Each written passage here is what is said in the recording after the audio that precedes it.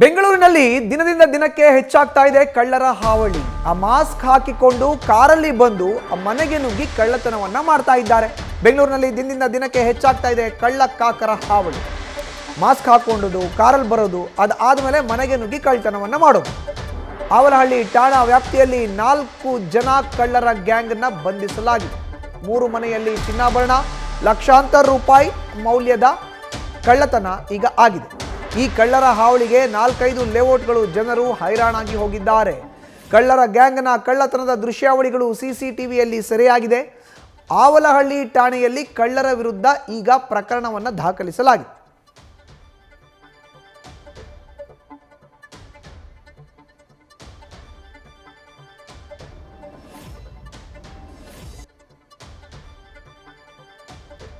ಹೆಚ್ಚಿನ ಮಾಹಿತಿ ನೀಡಿದರೆ ನಮ್ಮ ಪ್ರತಿನಿಧಿ ಚಂದ್ರಶೇಖರ್ ದೂರವಾಣಿ ಸಂಪರ್ಕಕ್ಕೆ ಸಿಕ್ಕಿದ್ದಾರೆ.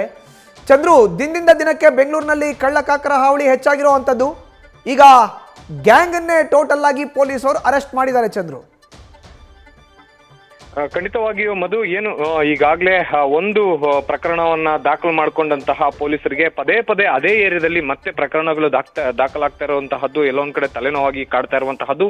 ಬೆಂಗಳೂರಿನ ಹೊರವಲಯದಲ್ಲಿರುವಂತಹ 3-4 ಲೇಔಟ್ಗಳನ್ನ ಟಾರ್ಗೆಟ್ ಮಾಡಿ ಪದೇ ಪದೇ ಒಂದು ಕಳ್ಳತನ ಮಾಡ್ತಾ ಇದ್ದಂತಹ ಆರೋಪಿಗಳು ಈಗ ಪೊಲೀಸರಿಗೆ ತಲೆನೋವಾಗಿ ಪರಿಗಣಿಸಿದ್ದಾರೆ. ಈಗಾಗಲೇ ಸಾಕಷ್ಟು ಒಂದು ಪ್ರಕರಣವನ್ನ ದಾಖಲು ಮಾಡಿಕೊಂಡು ಆರೋಪಿಗಳಿಗಾಗಿ ಬಲೆ ಬೀಸಿದ್ರು. ಅಂದ್ರೆ ಈಗಾಗಲೇ ಸಿಸಿಟಿವಿಯನ್ನ ಪರಿಶೀಲನೆ ಮಾಡಿದ್ರು ಕೂಡ ಸದ್ಯಕ್ಕೆ ಆರೋಪಿಗಳು ಇನ್ನೂ ಪತ್ತೆ ಆಗಿಲ್ಲ ಅನ್ನುವಂತಹದ್ದು ಸಿಗ್ತಾ ಇರುವಂತ ಮಾಹಿತಿ. ಆದ್ರೆ ಏನು 4 ಜನ ಗುಂಪು ಕಟ್ಕೊಂಡು ಬರುವಂತಹ ಈ ಆರೋಪಿಗಳು ಸ್ವಿಫ್ಟ್ ಕಾರ್ನಲ್ಲಿ ಬರ್ತಾರೆ. ಬೆಳಿಗ್ಗೆ ಬಂದು ಅಬ್ಸರ್ವ್ ಮಾಡಿ ಸಂಜೆ ಆದ್ರೆ ಕಾರ್ನಲ್ಲಿ ಬಂದು ಏನು ಯಾವ ಮನೆಯಲ್ಲಿ ಖಾಲಿ ಇರುತ್ತೋ ಅಂತಹ ಮನೆಗಳಿಗೆ ನುಗ್ಗಿ ಕಳ್ಳತನ ಮಾಡ್ಕೊಂಡು ಹೋಗ್ತಾ ಇರುವಂತಹ ಪ್ರಕರಣಗಳು ಮೇಲಿಂದ ಮೇಲೆ ದಾಖಲಾಗ್ತಾ ಇರುವಂತಹದ್ದು. ಸದ್ಯಕ್ಕೆ ಈಗಾಗಲೇ ಏನು ಆವಲಹಳ್ಳಿ ಠಾಣಾ ವ್ಯಾಪ್ತಿಯಲ್ಲಿ ಸುಮಾರು 4 ಪ್ರಕರಣಗಳು ದಾಖಲಾಗಿದ್ದು, ಅದನ್ನ ಬಿಟ್ರೆ ಸಾಕಷ್ಟು ಅಂದ್ರೆ ಬೆಂಗಳೂರಿನ ಹೊರವಲಯದಲ್ಲಿ 15 ಪ್ರಕರಣಗಳು ಈವರೆಗೂ ಮನೆ ಕಳ್ಳತನ ಆಗಿದೆ ಅನ್ನುವಂತಹ ಪ್ರಕರಣಗಳು ಆರೋಪಿಗಳ ವಿರುದ್ಧ ದಾಖಲಾಗಿದೆ ಅನ್ನುವಂತಹ ಮಾಹಿತಿ ಲಭ್ಯ ಆಗಿರುವಂತಹದ್ದು. ಸದ್ಯಕ್ಕೆ ಪ್ರಕರಣವನ್ನ ದಾಖಲು ಮಾಡಿಕೊಂಡಿರುವಂತಹ ಪೊಲೀಸರು ಆರೋಪಿಗಳಿಗಾಗಿ ಬಲೆ ಬೀಸಿರುವಂತಹದ್ದು.